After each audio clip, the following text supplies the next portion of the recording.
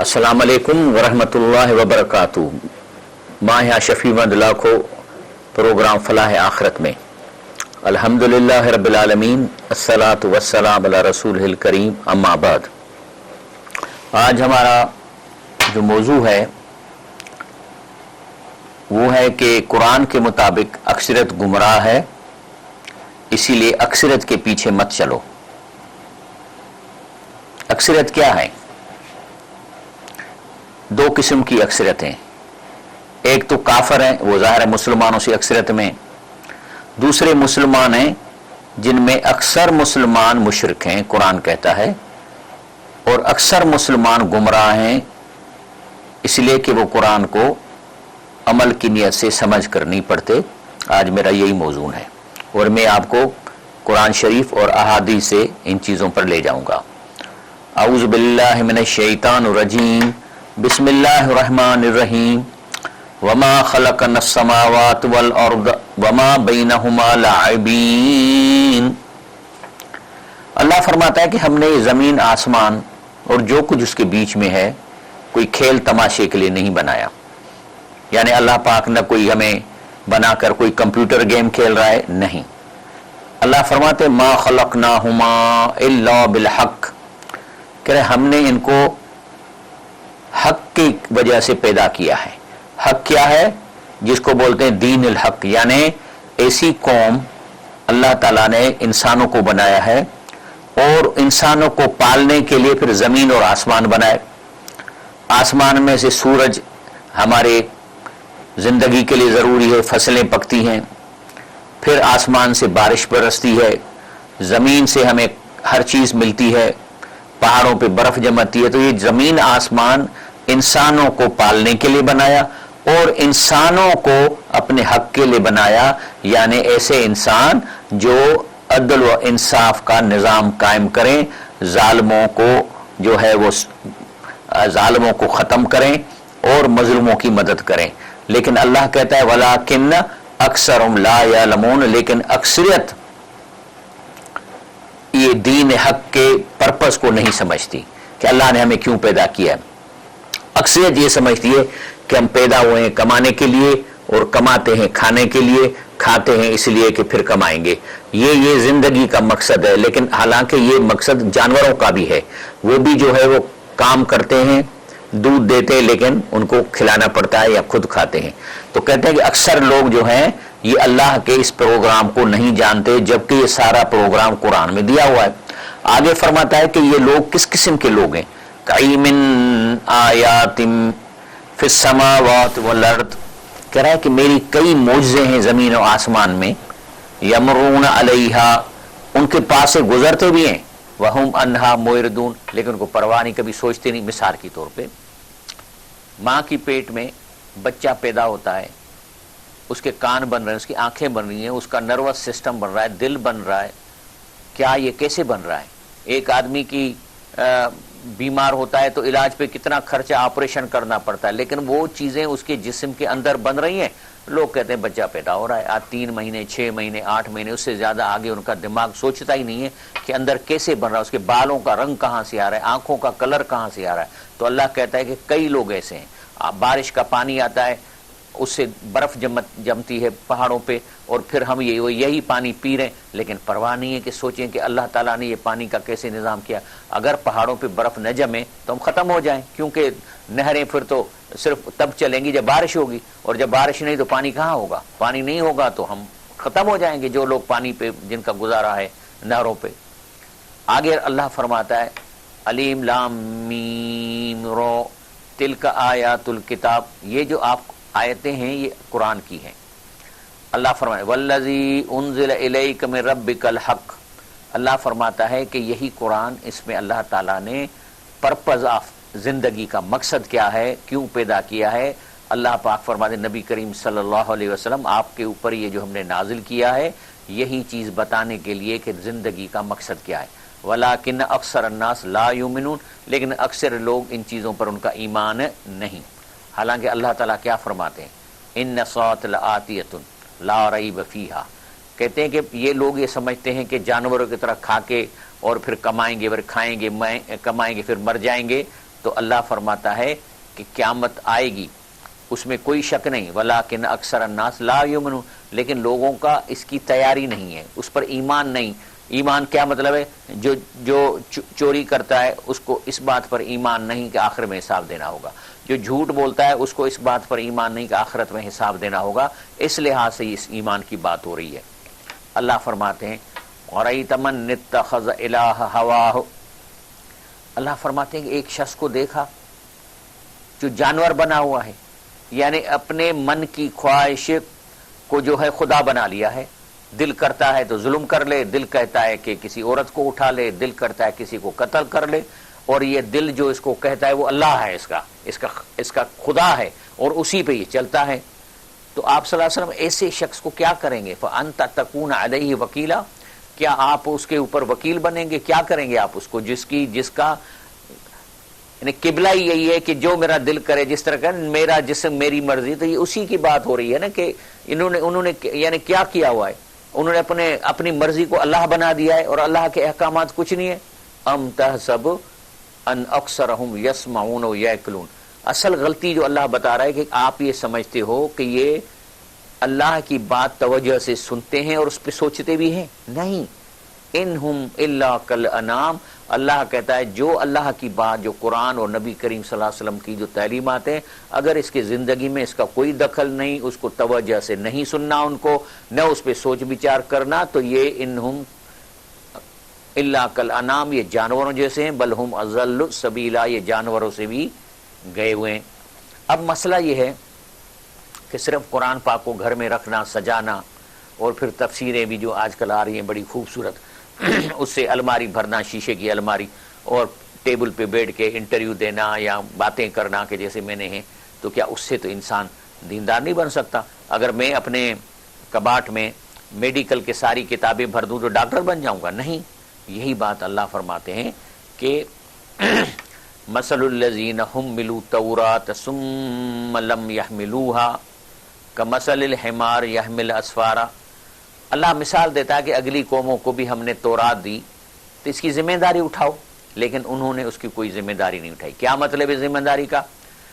جسے قرآن میں آتا ہے نا یتلون حق تلاوتی، یعنی تلاوت قرآن کی اس کے حقوق ہیں۔ نمبر 1، تلاوت کی جائے اور جو پڑھا جائے وہ سمجھا جائے، اور جو سمجھا جائے اس پر عمل کی نیت کی جائے، اور اس پر عمل کیا جائے، اور پھر یہی بات دوسروں تک پہنچائی جائے۔ یہ ہے قرآن کا ہمارے اوپر حقوق۔ تو اللہ فرماتا ہے کہ ہم نے ان کو تورات دیا اور اس کی ذمہ داری دی، ثم لم يحملوها، انہوں نے وہ ذمہ داری نہیں اٹھائی، تو پھر کمثل الحمار، تو پھر یہ گدھے جیسے ہیں، یحمل اسفارا، جس کے اوپر کتابیں رکھی ہوئی۔ اب کسی کے الماری میں قرآن تفسیریں ڈھیر لگی ہوئی ہیں، لیکن ابھی یہ صرف شوق کے لیے رکھی ہیں، اس کو پڑھنے کی نیت نہیں، تو یہ گدھا ہے، اس نے اپنے اوپر یہ کتابیں رکھ لی ہیں۔ تو اللہ فرماتا ہے کہ جو ذمہ داری ادا نہیں کرتا وہ ایسے ہی گدھے کی طرح ہے کہ اس کے اوپر کتابیں رکھ دیں۔ اگر میڈیکل کی کتابیں گدھے پہ رکھ دیں گے تو ڈاکٹر نہیں بن جائے گا۔ تو اللہ فرماتے ہیں بئس مثل القوم الذین کذبوا بآیات اللہ، ایسے لوگوں کا بہت بڑا مثال ہے۔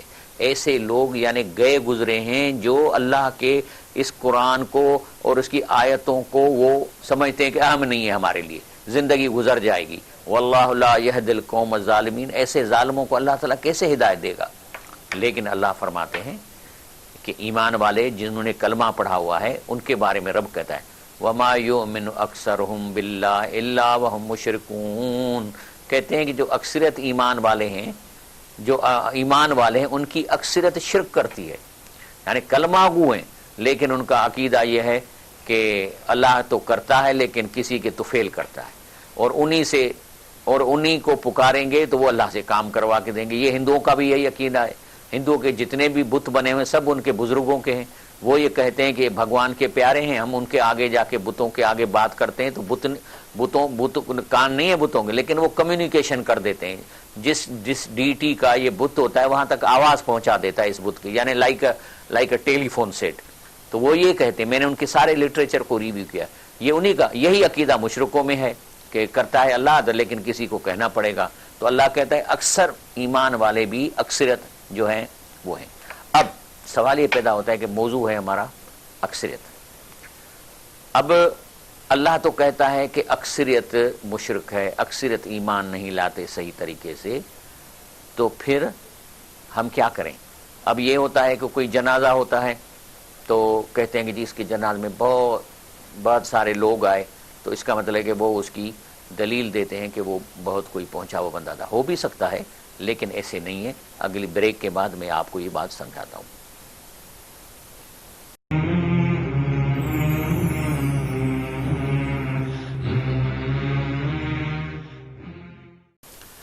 جی السلام علیکم ورحمۃ اللہ وبرکاتہ۔ موضوع ہمارا چل رہا ہے کہ اللہ تعالیٰ نے قرآن میں فرمایا ہے کہ اکثریت کا کہنا مت مانو، اکثریت گمراہ ہے اور اکثریت شرک کرتی ہے، تو اللہ کہتا ہے ان کے پیچھے مت چلو۔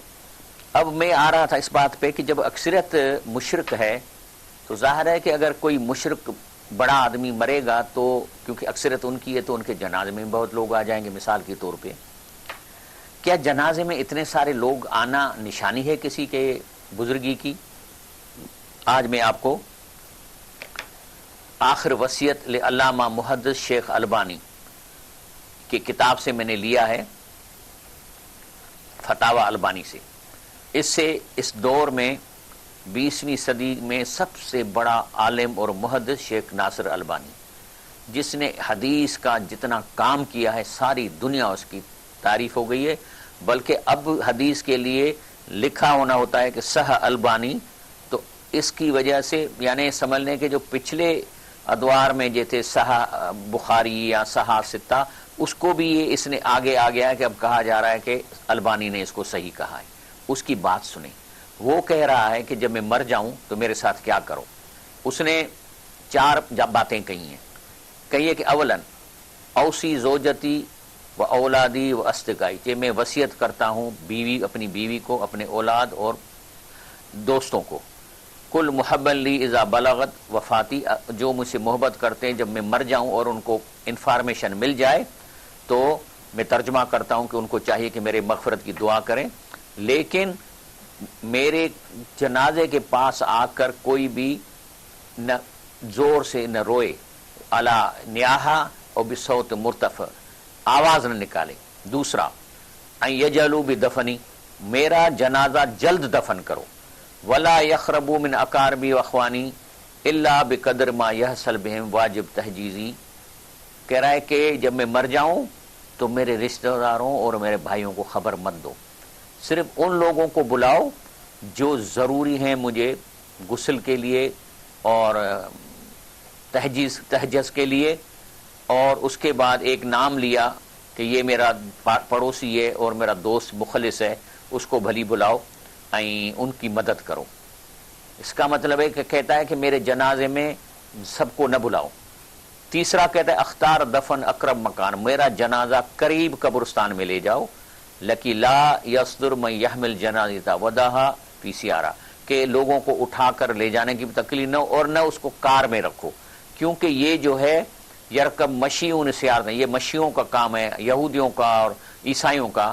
اور دوسری بات ان یکون قبر فی مقبرۃ القدیمہ یغلب علی ظن انہا سوف لا تنبش، کہتا ہے کہ قبرستان اگر ہو قریب لیکن کوشش کرو کہ پرانا قبرستان ہو، کیونکہ وہ پھر ڈھایا نہیں جاتا، آج کل بلڈنگیں بن جاتی ہیں۔ اس کے بعد کیا کہتا ہے وَعَلَى مَنْ كَانَ فِي الْبَلَدِ الَّذِي أَمُوتُ فِيهِ اللہ یخبرو من کان خارجہ من اولادی، کہ اگر میرا بیٹا بھی ہو بیٹی بھی ہو لیکن جس شہر میں میرا انتقال ہو گیا اگر اسے باہر کسی اور شہر میں ان کو پتہ نہیں دو، ان کو نہیں بتاؤ، جبکہ الا بعد تشیبعی، جب میں دفن ہو جاؤں اس کے بعد حتی لا تغلب عواطف، کو ان کو تکلیف نہ ہو آنے میں، وتعمل عملها ويكون ذلك سبب لتاخیر جنازی، اور میں اسی لیے کہتا ہوں کہ پھر اس کے انتظار میں میرے جنازے کو رکھا نہ جائے، جلدی اس کو دفن کیا جائے۔ یہ ہے اللہ کے ولیوں کا اپنے جنازے کے بارے میں وصیت۔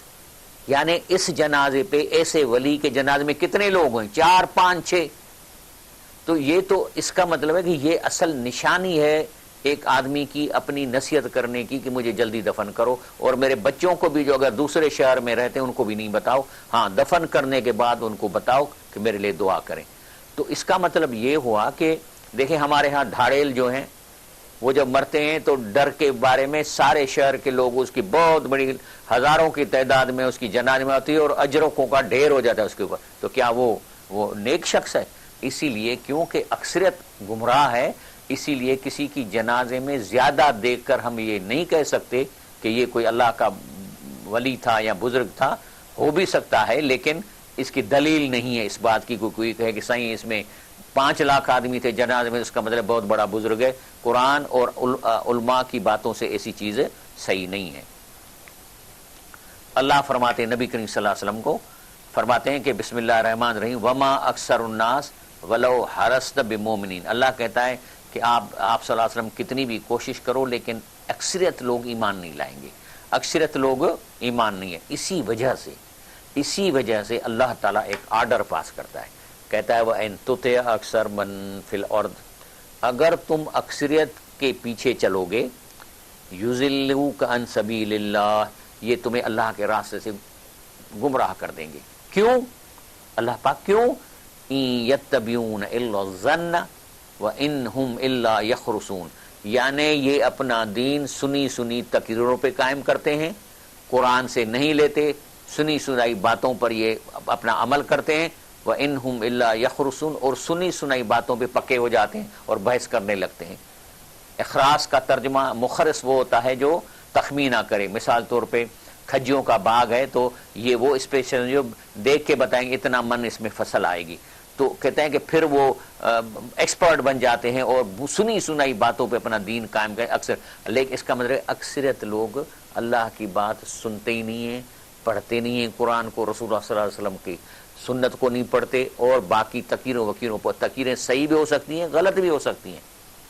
تو اسی پہ شاہ عبداللطیف بھٹائی جس نے دعویٰ کیا نا کہ وہ کہتا ہے کہ یہ تو بے تباہیوں سے آیتوں آہن، کہہ رہا ہے یہ میرے سارے جو اشعار ہیں آیتوں کے ترجمہ ہے، لیکن شعر میں نیومن لائن پریاسندی پارڈے یہ بھی اسی طرح کام کرتے ہیں، جس طرح آپ اس کو پکڑو گے تو آپ کا جو ہے نا دل اللہ کے ساتھ جا کے جڑے گا۔ تو انہوں نے اسی آیت پہ جس میں اللہ کہتا ہے نا کہ اکثر کے پیچھے مت چلو، وہ گمراہ ہیں، تمہیں اللہ کے راستے سے گمراہ کر دیں، کیونکہ یہ ان کے پاس علم نہیں ہے، یہ سنی سنائی باتوں پہ یہ دین پہ چلتے ہیں۔ اس پہ شاہ لطیف کہتا ہے اکھ الٹی دھار، یعنی آنکھ کو الٹا کرو، وَاؤں ابتو آمسی، وَاؤں کا مطلب ہے بہنا، اگر آم اس طرف بہے تو تم الٹا بہو، جے لہوارو لوکو ہے، اگر لوگ نیچے کی طرف جا رہے ہیں تو اونچو ہے اوبھار تو تم الٹی طرف جاؤ، منجھا نوح نہار پر پٹھی رو پیریے دے، یعنی لیکن تمہارا سارا قدم اللہ کی اور اللہ کی تعلیمات کی طرف، آپ صلی اللہ علیہ وسلم تعلیمات اور قرآن کی طرف ہونا چاہیے۔ اسی لیے ان لوگوں کے بارے میں کہا جاتا ہے کہ اولئک کل انعام، جو لوگ اللہ کی بات نہیں پڑھتے، قرآن کو ترجمے سے اور عمل کی نیت سے نہیں پڑھتے، تو اللہ فرماتے ہیں اسی وجہ سے وہ عمل بھی نہیں کر پاتے، تو اولئک کل انعام بل ہم اضل، یہ جانور ہیں بلکہ جانوروں سے بھی گئے گزرے، اولئک ہم الغافلون، اور یہ لوگ غافل ہیں۔ تو اس پہ اسی آیت پر دے کے اور مولانا عبدالکلام آزاد نے یہ تبصرہ کیا جو اردو میں آپ کو بتاتا ہوں، کہتا ہے کہ ایسے لوگ جو اکثریت والے، ان کی زندگی کی غایت صرف روٹی اور غذا ہے۔ اللہ تعالیٰ نے انہیں انسان بنایا تھا تاکہ وہ قواعد انسانیت اعلیٰ سے کام لے، جو ہمیں اللہ تعالیٰ نے قوتیں دی ہیں، عدل و انصاف کا نظام قائم کرنا، ظالموں کو روکنا، مظلوموں کی مدد کرنا، لیکن اکثریت وہ مسل چار پایوں کے بن گئے ہیں جو صرف اپنا چارہ ڈھونڈتا ہے کہ کدھر سے کمانا کدھر سے کھانا ہے۔ ان لوگوں کا حال یہ ہے، مولانا عبدالکلام آزاد لکھتے ہیں، ان لوگوں کا حال یہ ہے کہ اللہ تعالیٰ کی حکومت سے باغی ہیں، اس کے قوانین سے بھی انہوں نے اعلانیہ سرکشی کی، اس کے پاک حدود و مواسی کو انہوں نے یکسر توڑ ڈالا، وہ انسانوں کے آگے جھکتے ہیں مگر فاطر الارض و سماوات کے آگے جھکنے سے انہیں شرم آتی ہے۔ مانو یعنی لوگوں کے کو ہاتھ جوڑیں گے، پاؤں پڑیں گے، لیکن اللہ کے آگے ان کو جھکنے سے شرم آتی ہے۔ وہ دنیاوی حاکموں سے ڈرتے ہیں لیکن احکم الحاکمین کا ان کے دلوں میں خوف نہیں۔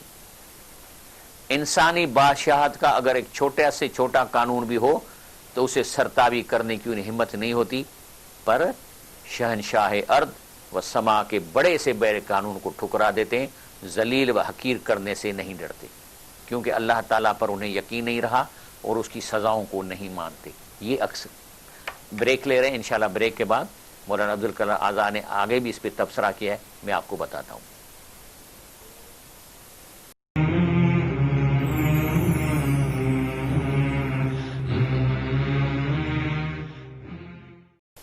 السلام علیکم ورحمۃ اللہ وبرکاتہ۔ پروگرام فلاح آخرت میں آپ کا بیٹھے رہنا مبارک ہو۔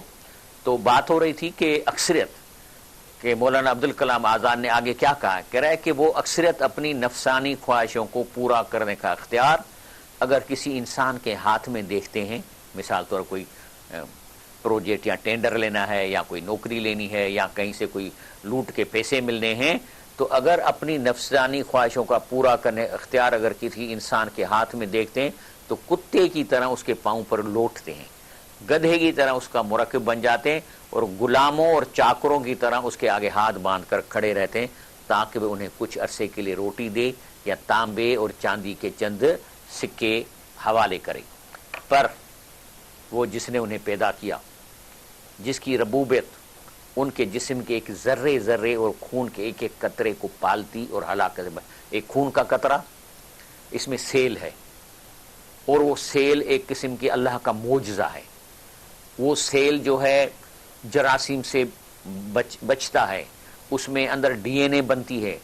سیل، ایک ڈاکٹر نے کہا جو FRCS تھا، کہہ رہا ہے اگر یہ دنیا 1,00,000 سال تک اور ترقی کرے تو سیل کا 1,00,000واں حصہ بھی ان کے سمجھ میں نہیں آئے گا، اتنا کمپلیکیٹڈ چیز ہے۔ تو اللہ جس نے پیدا کیا، جس کی ربوبیت ان کے جسم کے ایک ایک ذرے اور خون کے ایک ایک قطرے کو پالتی اور ہلاکت سے بچاتی ہے، جو ان کی فریادوں کو درد اور دکھ کے وقت سنتا ہے، جب وہ ہر طرف سے مایوس ہو جاتے ہیں تو انہیں امید اور مراد بخشتا ہے۔ سو اس رب الارباب کے لیے ان مغروروں کے پاس عاجزی کا ایک سجدہ، بندگی کی ایک پیشانی، بے قراری محبت کی ایک پکار، تقوی اور احتساب کا ایک روزہ، خلوص و صداقت کے ساتھ انفاق فی سبیل اللہ کا ایک پیسہ بھی نہیں ہے۔ اللہ کے لیے ان کے پاس کچھ بھی نہیں ہے۔ اسی لیے اللہ جو ہے مولانا آزاد نے آخر میں یہ آیت دی ہے، کہتے فویل لقاسیت قلوبہم من ذکر اللہ، یعنی ایسے جن کے دل سخت ہو گئے ہیں اور جن کے اللہ کی بات ان کے دلوں میں گھستی نہیں ہے، کبھی قرآن کو عمل کی نیت سے پڑھ کے نہیں دیکھا ہے، تو فویل لل، تو ایسے لوگوں کے لیے ویل ہے، ویل میں پڑیں گے۔ کیوں؟ اولئک فی ضلال مبین، کیونکہ یہ صریح گمراہی میں ہیں۔ تو میں اس کا ترجمہ جو علامہ نے لکھا ہے، پس تباہی ان کے لیے جن کے دل اللہ کی یاد سے سخت ہو گئے ہیں، اور یہی لوگ صریح گمراہی میں ہیں۔ یہ جو اکثرت لوگ ہیں، ان کا نام جو قرآن میں آتا ہے وہ آتا ہے امیون۔ یہ امیون کون ہیں؟ اب اس کو میں دکھاتا ہوں آپ کو۔ اللہ فرمائے منہم امیون، ان میں اکثرت امیون ہیں، لا یعلمون الکتاب، وہ قرآن کو نہیں جانتے، الا امانیہ، لیکن سنی سنائی باتیں، وَإِنْهُمْ إِلَّا يَظُنُّونَ، اور سنی سنائی باتوں پہ اپنا دین قائم کرتے ہیں ظن کے اوپر۔ تو یہ امیون کون ہے، اس کی ڈیفینیشن چاہیے۔ میں آپ کو لے جاتا ہوں تبری، تفسیر تبری، ریفرنس نمبر 1373۔ قال ابن عباس الذي روى عن ضحاک وقول مجاہد ان الامیین، امین کون؟ الذین وصفهم به فی هذه آیت، اس آیت میں جو ان امیون کا نام لیا گیا ہے یہ کون ہے؟ انہم لا یفقہون من الکتاب الذی انزل اللہ، اور یہ قرآن کو سمجھ کر نہیں پڑھتے جو اللہ نے نازل کیا ہے، ولکنہم یتخرصون کذب، بلکہ جھوٹ بناتے ہیں اور جو ہے یقولون اباطیل کذبا وزورا، اور جھوٹ پہ ہی اپنا دین قائم کرتے ہیں۔ تو یہ امیون وہی ہیں۔ تو سنیں، منہم امیون لا یعلمون الکتاب، وہ لوگ ہیں جو اللہ کے قرآن کو سمجھ کر نہیں پڑھتے، اس پہ عمل نہیں کرتے، سنی سنائی باتوں پہ، تقریروں پہ اپنی پوری زندگی سنا کے گزار دیتے ہیں۔ اور تقریریں اچھی بھی ہوتی ہیں، لیکن اللہ کہتا ہے کہ اکثر جو ہیں مشرک ہیں، تو ظاہر ہے کہ 90% تقریریں تو شرکی ہوں گی، اور وہ بھی شرک کو اس طرح جو ہے نا وہ ڈیکوریٹ کر کے دیتے ہیں کہ آدمی سمجھے کہ یہ اللہ کی بات اور اللہ کے رسول کی بات ہے۔ لیکن ایسے لوگ جب جہنم میں جائیں گے تو وہاں جا کے کیا کہتے ہیں؟ سورۃ الملک کی آیت نمبر 11 اور 10 میں ان کی بات سنیں۔ جہنم میں جا کے کہتے ہیں وقالوا لو كنا نسمع او نعقل، کاش ہم اللہ کے کلام کو دھیان دے کے سنتے، او نعقل اور اس کو سمجھتے عمل کی نیت کے لیے، ما کننا فی اصحاب السعیر، تو جہنم میں نہیں داخل ہوتے، جہنم سے بچ جاتے، ہم آگ والے لوگوں میں شامل نہیں ہوتے۔ فاعترفوا بذنبہم، اللہ فرماتے ہیں آج اپنے گناہ کا اعتراف کر رہے ہیں، لیکن اب کیا ہوگا؟ فسوکن، سوکن کا مطلب دور کرو، لیکن میں کہتا ہوں لات مارو ان کو، فسوکن لاصحاب السعیر، یہ جو آگ کے لوگ ہیں ان کو دھکیلو پڑتے۔ تو وہاں جا کے وہ کیا کہیں گے؟ کیا کہیں گے جب دیکھیں گے ابھی کوئی امید نہیں ہے جہنم سے نکلنے کی؟ تو ایک چیز ضرور کہیں گے، کیا کہیں گے؟ یا ویلتا لیتنی۔ اب اس کا ترجمہ کیا کروں میں؟ سندھی میں تو میں کہوں گا کہ اساں کے تھک ہوجے، یا ویلتا لیتنی، یعنی ہائے میری بد نصیبی، ہائے میری بد نصیبی، لم اتخذ فلانا خلیلا، ایسے گندے آدمی سے میں نے دوستی کیوں رکھی؟ کیا کرتا تھا؟ لقد اضلنی عن الذکر بعد اذ جاءنی، اس شخص نے میرا وقت ضائع کیا، اور جو اللہ کی نماز قرآن پڑھنا وہ موجود تھی، معاشرے میں قائم تھی، لیکن اس نے مجھے اس سے بھلا دیا۔ مطلب قرآن بھی موجود تھا، لیکن مطلب یہ کون لوگ ہیں؟ یہ وہ لوگ ہیں جو آپ کو رات کو بلاتے ہیں اور رات کو تاش کھیلتے ہیں، شطرنج کھیلتے ہیں، دوسرے گندی باتیں کرتے ہیں، 12 2 3 بجے تک جو جگاتے ہیں پھر سوتے ہیں۔ آج کل تو لوگ اتنے یعنی منحوس ہو گئے ہیں کہ ساری رات جاگتے ہیں، پھر صبح کو فجر سے اذان کے بعد سوتے ہیں اور شام کو مغرب کے بعد اٹھتے ہیں۔ تو یہ وہی ہے، یا ویلتا لیتنی لم اتخذ فلانا خلیلا، ہائے ہائے میں نے فلاں کو دوست کیوں بنایا، اس نے مجھے گمراہ کیا ان ذکر، ذکر قرآن کو بھی کہتے ہیں، نماز کو بھی کہتے ہیں، اللہ کے دین کو بھی کہتے ہیں، کہ انہوں نے مجھ سے گمراہ کیا بعض جانی، جبکہ وہ میرے پاس آ چکا تھا۔ وکان شیطان للانسان خذولا، لیکن کہہ رہے ہیں کہ یہ شیطان نے جو ہے وہ انسان کو خوار اور برباد کرنے کے لیے ہے۔ اسی لیے اللہ تعالیٰ فرماتے ہیں نبی کریم صلی اللہ علیہ وسلم کو، انما یسرناہ بلسانک، رسول اللہ صلی اللہ علیہ وسلم ہم نے آپ کی زبان سے قرآن کو سمجھنے کے لیے آسان کیا ہے، اور آسان کیا ہے، آسان ہے، یعنی اللہ تعالیٰ نے قرآن کو آسان کیا۔ اس کا ترجمہ آپ اردو میں پڑھیں گے، سندھی میں پڑھیں گے، جس زبان میں اللہ تعالیٰ علماؤں کی قبروں کو نور سے بھر دے، 150 زبانوں میں ترجمے موجود ہیں۔ آپ پڑھیں گے ترجمہ تو کہیں گے کہ اللہ کی بات سیدھی ہے، اس میں کوئی نہ میتھمیٹکس ہے، نہ کوئی جغرافی ہے، سیدھی سیدھی زبان ہے۔ کائے کے لیے؟ لتبشر بہ المتقین، کہ آپ صلی اللہ علیہ وسلم جو قرآن کی بات سن کر عمل کریں گے اور تقوی اختیار کریں گے تو ان کو خوشخبری دو، وتنذر بہ قوما لدا، اور خبردار کرو جو لوگ اللہ کی بات نہیں سنتے، فرمایا سورۃ المریم میں۔ میں اللہ پاک سے دعا مانگتا ہوں کہ ہمیں سمجھ عطا فرمائے، اور جو میں نے قرآن نے ہمیں خبردار کیا ہے کہ عام اکثریت کے پیچھے مت چلو، وہ گمراہ ہیں، اور میں نے آپ کو دکھایا کہ کس طرح شیخ ناصر الدین البانی کہتا کہ میرے جنازے میں زیادہ لوگ نہ ہوں۔ یہ ہے اصلی حقیقی علماء اور بزرگوں اور ولیوں کی جو ہے تبلیغ اور طریقہ۔ سبحان ربک رب العزت عما یصفون وسلام علی المرسلین والحمد للہ رب العالمین۔